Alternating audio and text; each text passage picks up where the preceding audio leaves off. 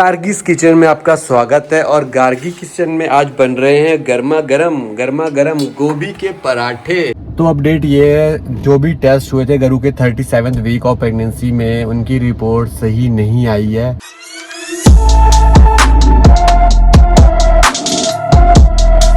Hello guys, welcome back to one new vlog. कैसे हो सब भाई? हमारी जो प्रेगनेंसी जर्नी चल रही है गरु की, और हमारे साथ मैं भी हूँ उसमें शामिल। तो हमारा जो 36 वीक कंप्लीट हो चुका है, 37 वीक का फर्स्ट डे आज हो चुका है। तो जब लास्ट चेकअप में गए थे तो हमें डॉक्टर ने बोला था कि भाई 37 वीक जैसे स्टार्ट होगा ना, लेट मत करना, 1 या 2 दिन में जैसे ही होगा आप आ जाना। तो कुछ कंपलसरी जो टेस्ट होते हैं जो वो होने हैं गरु के। तो आज हम लोगों ने यही प्लान किया कि मेरी बी शिफ्ट चल रही थी तो हम लोग आज ही चल पड़ते हैं। तो अभी जस्ट सो के उठे, गरु बना रही है ब्रेकफास्ट, क्योंकि क्या है कि हम लोग उठते उठते काफ़ी लेट हो जाता है और मुझे ऑफिस भी जाना है। तो अभी हम लोग जो ब्रेकफास्ट करते हैं वही हमारा ब्रेकफास्ट प्लस लंच दोनों इकट्ठा होता है। तो हम वो फटाफट करते हैं और चलते हैं, देखते हैं आज कौन कौन से टेस्ट होने वाले हैं। तो जो टेस्ट होंगे वो डिटेल में आपके साथ भी शेयर किए जाएंगे, ताकि आप लोगों को थोड़ी, जो न्यू पेरेंट्स बनने वाले हैं या सोच रहे हैं, उन्हें भी थोड़ी नॉलेज हो। क्योंकि हमें तो कुछ भी नॉलेज नहीं थी, हमने बहुत सारे व्लॉग्स, वीडियोस, डॉक्टर्स के पॉडकास्ट वगैरह हमने सुने, तो जाके हमें इतनी नॉलेज हुई है, ताकि हमारी जो जर्नी हमारी अभी तक 36 वीक की चली है ना, वो बहुत ही अच्छे से निकली है। भगवान का शुक्रिया, मतलब टचवुड, तो बहुत ही अच्छे से हुआ है। तो अभी होप सो कि हमारा सब कुछ बढ़िया हो जाएगा। तो अभी हम लोग डॉक्टर के पास निकलने वाले हैं। तो ये व्लॉग जो है वो एंड तक जरूर देखना, काफ़ी इन्फॉर्मेटिव रहने वाला है। आपको बहुत कुछ पता लगेगा हमारे व्लॉग से। जेन्युइन रियल लाइफ रिव्यूज हम अपने करते रहते हैं, जो भी हम कर रहे हैं सब बताते रहते हैं। तो सब्सक्राइब करना मत भूलना, ताकि आपको नॉलेज ऐसे ही मिलती रहे। गार्गीज किचन में आपका स्वागत है। और गार्गी किचन में आज बन रहे हैं गर्मा गर्म गोभी के पराठे। तो आज हमारे को लगी थी जोरदार वाली भूख, तो सोचा कि पहले स्टफ पराठे खा लेते हैं ताकि लंच तक कोई दिक्कत ना हो। तो अभी पराठे बन जाएंगे। मैंने तो दही ऑलरेडी रेडी भी कर दिया, रायता अपना। मैं कहा भाई इतना तो इसका खाने वाला हूँ। गाइस ब्रेकफास्ट कर लिया, यमी डिलीशियस गोभी के पराठे बड़े मस्त होते हैं। गरु ने लास्ट जो स्टफ पराठे आलू के स्टफ पराठे वाली शॉर्ट वीडियो डाली थी ना, गार्गिस किचन वाला जो प्लेलिस्ट है, उसमें 5000 व्यू आए थे उसको। मतलब इतने ज्यादा डिमांडिंग है स्टफ पराठे। मतलब हमारे को तो मोस्टली मतलब ब्रेकफास्ट में वही चाहिए होते हैं। मैं गरु मोस्टली स्टफ पराठे ही मतलब प्रेफर करते हैं कि ब्रेकफास्ट में। अभी क्या है कि लास्ट टाइम हम जब चेकअप कराने गए थे ना, तो गरु का बीपी 2-3 बार से हायर साइड ही आ रहा था। तो मैम ने कहा था कि आपको एक चार्ट बनाना है, मॉर्निंग का अलग लिखना है, इवनिंग का अलग लिखना है। और इसके मैं कहा भाई अब मेरी तो शिफ्ट होती है, तो कैसे गरु इवनिंग में जाके चेकअप कराएगी, मॉर्निंग तो मैं करा दूंगी। तो इस चक्कर में कि हम लोगों ने जाके वो उसकी मशीन जो है ना, ऑटोमेटिक मशीन जो है, वो हमने बाय कर ली थी डॉक्टर मोरपिन की। अब आपको दिखाता हूँ कि कैसी क्या मशीन है और कितने की पड़ती है। अगर आपको जरूरत पड़ रही है, घर में कोई बीपी का पेशेंट वगैरह चेकअप रेगुलर कराना पड़ता है, तो आपको भागने की जरूरत नहीं है। मशीन ले आओ चुपचाप और घर में करते रहो, बहुत इजी सिंपल है। ये है वो डॉक्टर मोरपेन की हमने ली है ब्लड प्रेशर मॉनिटर। कोई भी मतलब ऐसा सजेशन तो नहीं है कि यही कंपनी की होनी चाहिए, पर हाँ ऐसी ब्लड मतलब आती है प्रेशर की ऑटोमेटिक मशीन आती है। तो इसका जो MRP जो था वो लगभग 1570 रुपये है, इसके ऊपर लिखा हुआ ना। पर ये कि आपको अच्छे रेट पे मिल जाएगी ऑनलाइन अगर आप लोगे। मेरे तो एक नॉन में मेरे फ्रेंड का कज़न है, उसकी शॉप है, वहाँ से हमने ये ले लिया था। तो हमें तो बढ़िया रेट में मिल गया था। पर आप अपने मतलब हिसाब से बाई कर सकते हो। तो खोलते दिखाता हूँ आपको। तो बॉक्स जब ओपन करोगे ना, हमने तो ओपन कर रखा है कि हम तो रूटीनली अभी गरु का चेक कर रहे हैं सुबह शाम को। गरु को तो आता ही था, मैंने सीखा है मतलब। तो ये ऐसी कुछ मशीन है, ये इसमें ऐड ऑन करते हैं, जो पता ही होगा आपको, देखा होगा वीडियो। बस हमने कुछ नहीं करना, बस इसमें स्टार्ट बटन दबानी होती है। इसमें बैटरीज पड़ती हैं, 4 बैटरीज पड़ती है इसमें। तो इसमें स्टार्ट करते हैं, ऑटोमेटिक वो सारा दे देता है हमारे को, अपर और लोअर कितना है और उसकी पल्स कितनी चल रही है। तो सारा बहुत ईजी है। तो अभी तो हमने गरु का सुबह वाला तो अभी मैं कर लिया था हमने सुबह उठते ही, तो अभी शाम को करेंगे। तो यही हमारे को, तो आप लोग भी प्रेफर कर सकते हो। हमें तो लेना ही पड़ा क्योंकि गरु का बहुत हायर साइड में आ रहा था। तो ये तो हमें मॉनिटर करने के लिए बोल ही दिया गया कि भाई करना पड़ेगा, वरना क्या मेडिसिन भी लगानी पड़ सकती है। निकलते निकलते हो गया है टाइम 11:30 लगभग का। और जो हमें डॉक्टर ने बुलाया था टेस्ट के लिए वो था टाइम 11 बजे का। पर अभी क्या है कि गरु को बहुत ज़्यादा वीकनेस हो रखी है एकदम से ही। मेरे को सांस फूलने लगती है। इसी चक्कर में तो आपका ब्लड प्रेशर लास्ट टाइम भी ज़्यादा आया था। इस तो हमको मॉनिटरिंग मशीन लेनी पड़ी, मॉनिटर कर रहे हैं, चार्ट बना रहे हैं। अरे बेड ठीक करते करते भी सांस फूल जा रही है। कल रात को बेडशीट ठीक करी थी बैठे बैठे, और उसमें इसकी पल्स रेट इतना हाई हो गया। तो अभी क्या है गरु, कैसा मतलब 37 वीक स्टार्ट हो गया, तो अभी क्या मतलब आपको लग रहा है कि चेंज हो गया एकदम से, जो 30 वीक्स में नहीं था वो अभी हो रहा है? सबसे पहले तो मेरा वेट अब ज्यादा गेन हो चुका है, ठीक है। पहले जो 7 मंथ है वो उसमें इतना पता नहीं चल रहा, लेकिन 8th मंथ में मुझे ज्यादा फील हो रहा है, जल्दी जल्दी मैं थक जा रही हूँ, ये वाला फील हो रहा है। बाकी तो आराम से चल रहा है, बस बैक पेन जो है वो कि वेट की वजह से शायद वो हो रहा है। हाँ, वो बोलते हैं वैसे भी मैम कि नॉर्मल है, बैक में पेन रहेगी अभी। तो अभी हम लोग ट्यूसडे को गए थे चेकअप के लिए लास्ट वीक, और हमारे को सैटरडे को बुलाया था मैम ने। पर अभी क्या है कि कल कॉल आई कि हाँ भी आपको आना है टेस्ट कराने अर्जेंट में, क्योंकि 37 वीक आज कंप्लीट हो रहा है हमारा, तो है ना 37 स्टार्ट हो रहा है, 36 कंप्लीट हो गया। तो अभी हमारे को आज जाना पड़ रहा है, मतलब 2 दिन में। अब इतना फ्रीक्वेंसी पहले मंथ में एक बार था, फिर वीक में एक बार स्टार्ट हुआ, अभी हो गया कि 15 दिन में एक बार स्टार्ट हुआ। हाँ, फिर अभी वीक में स्टार्ट हुआ, और जैसे 36 वीक कंप्लीट हुआ ना, तो अभी हर 2 दिन में जाना पड़ रहा है। तो अभी मुझे लग रहा है कि ऐसा अभी टाइम आने वाला है अभी, क्योंकि अब बेबी के आने का समय हो चुका है लगभग कि हमारे को अब डेली भी जाना पड़ सकता है चेकअप कराने के लिए कि क्या सिचुएशन है ना एग्जैक्ट, क्योंकि प्रिपेयर्ड रहना ही पड़ेगा हमारे को हमेशा। अब बाकी जो व्लॉग देख रहा है ना वो ये सोच रहा होगा कि इतना हिल क्यों रे गाड़ी, बद्दी की सड़क बहुत, अरे सबको पता है बद्दी वालों को। लो भाई, पहुंच चुके हैं अपने हॉस्पिटल अमृत सागर। वो तो शुक्र है भगवान का, और हमारा बेबी इतना लकी है कि हमारे घर के पास में ही हॉस्पिटल है। सो गाइस फाइनली मेरे टेस्ट वगैरह हो चुके हैं, सब जो भी मैम ने लिख के दिए थे वो सारे मैंने सैंपल दे दिए हैं। तो उससे पहले जो हम लोग हॉस्पिटल गए ना, तो सबसे पहले उन्होंने बीपी चेक किया। बीपी चेक करने के बाद मेरा जो बीपी वाला मैनुअली उन्होंने चेक किया वो हाई आ रहा था, तो मतलब 90 से ऊपर तो बिल्कुल भी नहीं होना चाहिए, और मेरा मतलब 80 की लाइन में आ रहा था, 80 और 90 तक आ रहा था। तो उन्होंने बोला नहीं, दोबारा से ये भी ज़्यादा है तो इसको दोबारा से चेक करेंगे। तो मैम ने बोला दोबारा चेक करवाओ मैनुअली, तो फिर रेस्ट के लिए बोला उन्होंने। तो मैं 10-15 मिनट रेस्ट किया, फिर दोबारा मेरा बीपी चेक हुआ, उसमें भी मेरा 90 आ रहा था। तो फिर मैम ने कहा कि थोड़ा और रेस्ट करो, मतलब आधा घंटा और रेस्ट किया मैंने, वहाँ पर ही लेट गई थी। तो फिर उसके बाद मतलब चेक किया तो उसमें 80 के करीब आ रहा था मेरा बीपी। तो फिर मैम कहते कि नहीं लाओ मैं खुद चेक करती हूँ। उन्होंने फिर पर्सनली मेरे को बुला के उन्होंने चेक किया, तो उसमें भी मतलब 80 आ रहा था। तो मैम ने कहा चलो अभी तो इसमें नॉर्मल आ रहा है। जैसे आपको लगता है ना कि घर पे जाके आपकी तबीयत नहीं ठीक है, सुबह उठते हो एकदम से चक्कर आ जाते हैं, या फिर कोई भी हेडेक होता है, या कुछ भी आपको फील होता है कि आपका बीपी हाई है, तो आपने तुरंत हॉस्पिटल आना है, बिल्कुल देर नहीं करनी है। तो ये था हमारा बीपी वाला मामला सारा। उसके बाद अब आते हैं हम लोग सैंपल के बारे में। सैंपल में क्या था, गरु के 2 जगह छेद हो गया है।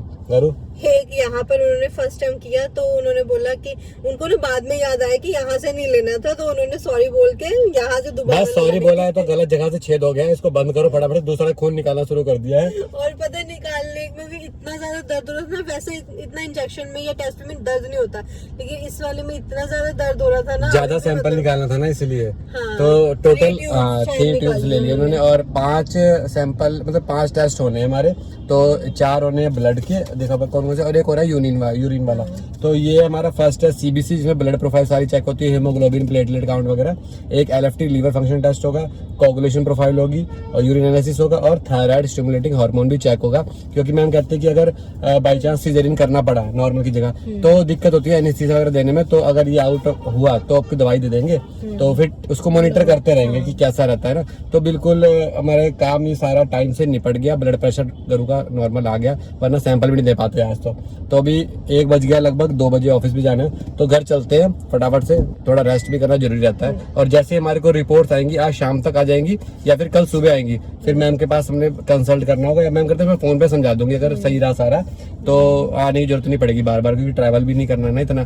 तो जो भी रहेगा आपके साथ डिस्कस करेंगे, सारा आपको नॉलेज देंगे, ताकि आप भी आगे के लिए तैयार रहो, आपको कुछ तो नॉलेज रहे कि अभी प्रेगनेंसी में क्या क्या मतलब हो सकता है। अलग अलग एक्सपीरियंस होते हैं सबके, तो हमारा जो हम शेयर कर रहे हैं आपके साथ। तो गाइस अभी हो चुके हैं रात के 12 बज गए, मैं जस्ट ऑफिस से अभी आया हूँ, कुछ इंपॉर्टेंट था आपको बताना था, इसलिए मैं अभी आ रहा हूँ लाइव, मतलब व्लॉग बना रहा हूँ। मैं ऑफिस में था, 8:40 के अराउंड मुझे कॉल आई हॉस्पिटल से कि गरु की जो सैंपल्स लिए थे उनके रिपोर्ट्स अभी आ चुकी हैं, तो मैम ने आपको कल बुलाया है तो मैंने कहा कि मैम ने तो हमें बोला था कि 4 दिन बाद सैटरडे है, उस दिन आना, उस दिन मतलब रिपोर्ट कर लेंगे और आपको आगे का ही बता देंगे क्योंकि रूटीनली जाना ही है। पर वो बोल रहे हैं कि नहीं, मैम ने ही बोला है कि रिपोर्ट्स आ गई, उन्होंने शायद देख ली है, तो हमें कल ही बुलाया है। उन्होंने बोला कि गरु को लाने की जरूरत नहीं है, बार बार मत लेके आओ, ट्रैवल अभी अवॉइड ही करो, आप आ जाना, आपको समझा देंगे जो भी अभी रिपोर्ट्स में आया वो मैम ही जाने। तो अभी कल सवेरे मैम 10-11 बजे के आसपास मैम पहुंच जाते हैं, तो कल बुलाया है, तो अभी कल जाएंगे, रिपोर्ट्स लेके आएंगे, मैम क्या बोल रहे हैं, रिपोर्ट सही आई है या नहीं आई है, कितने लेवल तक क्या मतलब कंडीशन है, वो अब कल पता लगेगी। तो अभी रेस्ट करते हैं। गरु ने मस्त बनाया है अभी शकरकंद का हलवा, वो देखो दिख रही है बैकग्राउंड में, उनने स्टार्ट भी कर दिया खाना। तो अभी हम भी चलते हैं, खा लेते हैं, फिर सोते, सवेरे रिपोर्ट लेके आऊँगा, फिर आपको बताता हूँ कि क्या ऐसा रहा। भगवान की कृपा रहे बस कि रिपोर्ट हमारी सारी ओके आ जाए, क्योंकि अभी लास्ट ही टाइम चला हुआ है, 37th वीक चला हुआ है, तो इस टाइम में कोई ऐसी कॉम्प्लिकेशन ना आ जाए। अभी तक तो सब भगवान के कृपा से ओके चला हुआ था, बाकी अभी रिपोर्ट में ऐसा कुछ ना आ गया हो। मैम ने वैसे सैटरडे को बुलाया था और आज ही कल रात को एकदम से फ़ोन कर दिया कि आप कल आ जाओ रिपोर्ट्स लेने के लिए। तो भगवान कृपा करे बस सही से आ जाए सब कुछ। तो रिपोर्ट्स तो आ गई हैं, ये अपने 5 जो टेस्ट हुए थे उनकी रिपोर्ट आ गई है। इसकी डिटेल में अब घर चल के आपको बताता हूँ क्या हुआ है। तो अपडेट ये है, जो भी टेस्ट हुए थे गरु के 37th वीक ऑफ प्रेगनेंसी में, उनकी रिपोर्ट सही नहीं आई है। मतलब रिपोर्ट्स गुड नहीं है, मतलब बोल नहीं सकते कि हाँ भी अच्छी है। बाकी मैम ने बहुत कुछ बताया है इस बारे में, तो अभी घर चलते हैं, गरु को बताते हैं और आपको भी बताते हैं क्या रहा। तो गरु ये लो, आपकी रिपोर्ट्स आ गई हैं और बहुत ही बेकार आई हैं रिपोर्ट, ठीक है। मैम बोलते कि क्या हुआ है, इसको देखने में तो बढ़िया लग रही थी, रिपोर्ट सब वैसे वैसे आ गई है। मैं कहा सच में इतनी गंदी आ गई क्या रिपोर्ट, आप ऐसे बोल रहे हो? तो बोलते चलो बताती हूँ मैं आपको। तो गाइस 5 टेस्ट हुए थे, आपको हमने बताया था थोड़ी देर पहले ही, मतलब कल बताया था। सबसे पहले स्टार्ट करते हैं, जो हमारे 5 टेस्ट हुए थे उनमें से पहले जो हमारी है हेमाटोलॉजी, मतलब हमारी जो ब्लड बोलते हैं, हाँ ब्लड जो क्लॉटिंग होती है, प्रोथ्रोम्बिन बनते हैं, ठीक है, ऐसा इसमें लिखा। तो उसमें जो इनके जो लिमिट है 11 से 16 की थी लिमिट सेकेंड्स में, ठीक है, क्लॉटिंग टाइम जैसा रहता है, तो वो 14.70 के आसपास आया, मतलब वो लिमिट में ही है, तो उसमें कोगुलेशन फैक्टर में कोई दिक्कत नहीं है। और जो सेकंड हमारा है वो है हमारा जो टेस्ट था TSH, थायराइड का जो था, तो उसकी जो लिमिट होती है जो प्रेगनेंसी में अलग होती है, नॉर्मल जो लोग होते हैं उनकी अलग रहती है। तो जो हमारी जो 3rd ट्रिमेस्टर की जो लिमिट होती है वो हमारी होती है 0.4 से 4.5 तक रहती है, और गरु की आई है 4.6, मतलब जस्ट थोड़ा सा बढ़ गई है। तो मैम ने कहा कि ये कॉज ऑफ कंसर्न है, क्योंकि ड्यूरिंग, आपको कल भी बताया था हमने कि ड्यूरिंग जो प्रेगनेंसी अगर सिजेरियन हमारा होता है लास्ट में बेबी किसी भी दिक्कत की वजह से, तो फिर क्या कि जो एनेस्थीसिया है वो देना मुश्किल हो जाता है, उसमें प्रॉब्लम आती है कुछ ना कुछ बॉडी में, ऐसा वो बता रहे थे मैम। तो अभी क्या है थोड़ी सी हल्की सी ज़्यादा ही है, तो मैम ने बोला कि इसके लिए मेडिसिन स्टार्ट करनी पड़ेगी। कल बड़ी मुश्किल से ब्लड प्रेशर वाली जो मेडिसिन है वो मैम ने बचाई थी हमारी, कि वो चलो नहीं खाना, अभी ठीक है नॉर्मल चल रहा है। पर अभी देख के लग रहा है सुबह फ्लक्चुएशन तो नहीं हुई कि लेनी ही पड़ सकती है ना करो। आपको क्या लगता है, एकदम से ऊपर नीचे हो रहे हैं ना आपका? तो अभी क्या है कि थायराइड की तो मैम ने बोल दिया कि थायरोक्सिन की 12.5 mcg सबसे लोअर जो कंसंट्रेशन होती है ड्रग की वो लेनी पड़ेगी, तो वो स्टार्ट कर देंगे गरु की कल से। मैम ने दवाई बोला कि ले लो, और खाली पेट सुबह खानी है ताकि कंट्रोल रह सके। और उसके बाद प्रेगनेंसी जब डिलीवरी हो जाएगी उसके 1 मंथ बाद चेक करेंगे दोबारा से, अगर सही आएगी तो हटा देंगे ड्रग, इतनी कोई ज़रूरी नहीं है, पर ड्यूरिंग सीजन के चक्कर में देनी पड़ रही है। फिर हमारा अगला आ गया हमारे पास यूरिन एनालिसिस का। यूरिन एनालिसिस में हमारा जो कलर वो ओके आया, pH वगैरह सब ओके आया, ठीक है, यूरिन में शुगर नहीं था, कुछ दिक्कत नहीं है, यूरिन वाला सारा सही आया, मतलब गरु को यूरिन से रिलेटेड कोई भी इन्फेक्शन वगैरह उसमें नहीं था, भगवान की कृपा से, जो कि होना भी नहीं चाहिए प्रेगनेंसी में, कोई भी ऐसा कोई UTI इन्फेक्शन नहीं होना चाहिए, बहुत दिक्कत हो जाती है वरना। फिर हमारा LFT आया, लीवर फंक्शन टेस्ट। इसमें क्या ना, मेन जो एल्कलाइन फॉस्फेट होता है सीरम में, उसमें जो लिमिट होती है वो होती है 42 से 98, और गरु का आया 280, मतलब सिर्फ 3 गुना ज़्यादा आया है नॉर्मल से। तो हम तो बड़ा डर गए थे, मैं देखा 280 भाई इतना कैसे हो गया ना गरु। फिर मैम से बात करी, मैम ने बोला कि कोई बात नहीं, इसमें लीवर में क्या होता है कि आता ही ये हायर आता है, कई लेडीज़ जो आती हैं, गर्ल्स आती हैं प्रेगनेंसी में, तो उनका क्या 500 तक भी चला जाता है, तो ये कॉज ऑफ कंसर्न ज़्यादा नहीं है। डिलीवरी जब हो जाएगी तो ऑटोमेटिक लीवर क्या होता है कि अपने आप ही सही हो जाता है, वो उसमें कोई दिक्कत नहीं आती है, वो सही हो जाता है। तो बाकी लीवर फंक्शन टेस्ट में कोई दिक्कत ऐसी आई नहीं है, थोड़ा बिलीरुबिन भी ज़्यादा था और फॉस्फेट तो बहुत ज़्यादा आया है, तो मैम ने कहा कि कोई नहीं, इसलिए भी मेडिसिन नहीं लगेगी, अगर दिक्कत होती है 500 अब जाता है अगर तो होगा, ठीक है गुरु, समझ रहे हो ना।